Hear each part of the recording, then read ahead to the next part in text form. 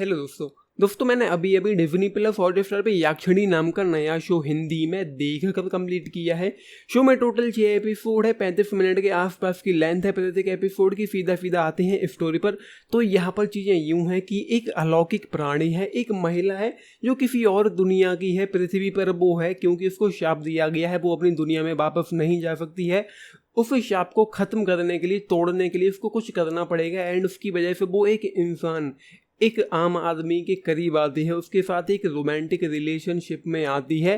And then वो क्या है, क्यों है, कैसे है, वो सब जानने के लिए आपको ये शो देखना पड़ेगा। एंड यहाँ पर एक महाकाल नाम का एक मैं यूँ कहूँ कि बाबा है, या मैं यूँ कहूँ कि ओझा टाइप का एक बंदा है जो उसके पीछे पड़ा हुआ है। बस वो दुनिया वाला खेल है, किसको उसकी दुनिया पे कब्जा करना है, बिला बिला बिला। तो ये सारी चीज़ें आप देख लेना। एंड उस लड़की को जो शापित है, जिसके ऊपर शाप है, मैं यूँ कहूँ कि जो एक तरीके से चुड़ैल है, जिसकी दुनिया ही कोई और है, उसके ऊपर जो शाप है, जो सज़ा उसको दी गई है, वो भी बहुत अलग है। मतलब उसको 100 लोगों की बलि देनी होगी, या मैं यूँ कहूँ कि 100 लोगों को उसको मारना होगा, तब जाकर वो अपनी दुनिया में वापस लौट पाएगी। एंड ये शब्द साफ साफ सुनने को मिलता है इस शो में कि 100 लोगों को मारना होगा, तब जाकर वो उस दुनिया में वापस पहुंच पाएगी।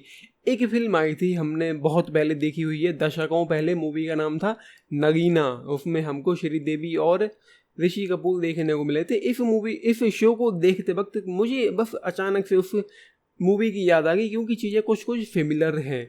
आप इस शो को देखेंगे तो आपको मालूम पड़ेगा, आपको लगेगा कि काफ़ी हद तक चीज़ें सिमिलर हैं, लेकिन क्योंकि ये इस ज़माने में बनी हुई है, वो उस ज़माने की फिल्म है, तो इस हिसाब से थोड़ी चीज़ें अलग अलग हैं, लेकिन काफ़ी सिमिलरिटीज फील होती हैं इस शो को देखते हुए। एंड यहाँ पर एक बहुत बड़ा इशू इस शो का ये है कि इसकी पेसिंग और लेंथ को लेकर अच्छे खासे इशूज़ हैं, राइटिंग को लेकर अच्छे खासे इशूज़ हैं। इस शो में मुझे किसी भी तरह की कोई एक्साइटमेंट देखने को नहीं मिली। इंटेंसिटी है, एक्टिंग कहीं ना कहीं अच्छी है, जो कैरेक्टर्स हैं वो भी कहीं ना कहीं इंटरेस्टिंग है, लेकिन बात यही है कि जो कहानी है उस हिसाब से ये शो काफ़ी लेंदी फील होता है।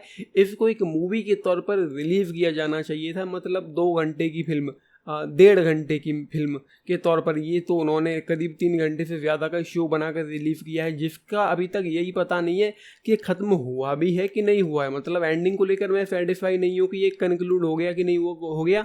मेकर्स के ऊपर पूरा ये डिपेंड करता है कि वो उसका अगला सीज़न लेकर आते हैं या नहीं आते हैं।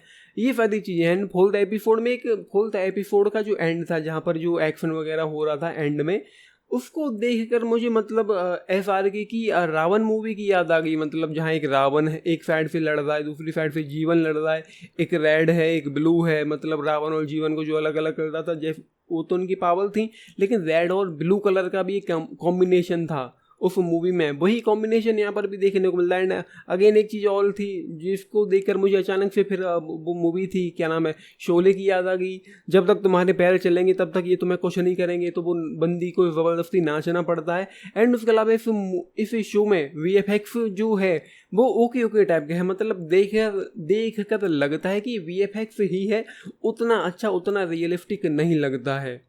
ये सारी चीज़ें फिर शो में मतलब अच्छे खासे इशूज़ यहाँ पर हैं, लेकिन फिर भी मतलब कहानी जो है वो मुझे उतनी अच्छी नहीं लगी। एंड उसके बाद बड़ी प्रॉब्लम यही है कि ये शो, अब मैंने इसको रात को देखा, उसके बावजूद मतलब उतना मज़ा नहीं आ रहा था इस शो को देखते वक्त, क्योंकि लेंदी पेसिंग फील होता है एंड एक्साइटमेंट नहीं है, इंटेंसिटी है, लेकिन बीच बीच में छोड़ देने का मन कर रहा था इस शो को।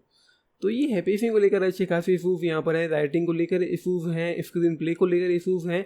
एंड उसके अलावा यहाँ पर किसी भी तरह का कोई हॉरर नहीं है। अब चूँकि रात थी तो उस वजह से कुछ सीन्स थे जो मुझे थोड़े से थ्रिलिंग फील हुए। बस ये है, माया नाम की जो वो लड़की है, जो भूत है, चुड़ैल है, या पता नहीं क्या है वो है, एंड याक्षिणी, जो चीज़ें हैं, जो दुनिया है उन्होंने बताई है, लेकिन फिर भी उसको भी उतना अच्छे से, मतलब एक जो चीज़ होती है ना कि दिमाग में चीज़ें उतने अच्छे से क्लियर हो जाएँ, वो नहीं हो पाती। अंदर से मैं सेटिस्फाई नहीं हो पा रहा था याक्षिणी को लेकर, या जो उसका अलका, क्या क्या दुनिया थी उसकी, अलका नाम से थी, क्या थी वो भी चीज़ें उतनी मतलब मज़ा नहीं आता। सो ये है, मतलब राइटिंग को लेकर अच्छी खासी इशूज इस शो में है।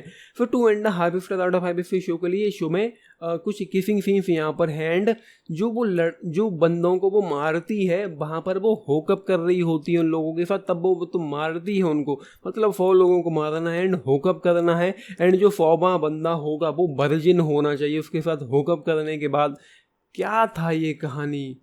तो ये अच्छे खासी इशूज हैं। जस्ट 2 स्टार आउट ऑफ 5 इस शो के लिए, मतलब 2.5 स्टार भी नहीं, जस्ट 2 स्टार आउट ऑफ 5 इस शो के लिए अच्छे खासे इशूज हैं। फिर भी आपकी मर्जी है, देखना चाहें देख लें।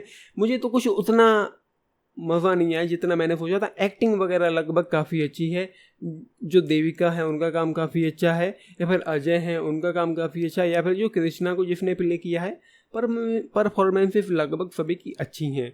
तो देख रहे हैं, देखा है, लिख के बताना आप लोगों के इस इशू पर जो भी टेक्स हो। बाकी इलेक्शन है, सब्सक्राइब भी करना चैनल को, वीडियो को, and this is Nitish signing off. Thank you and good morning. It's 4:30 AM। Thank you.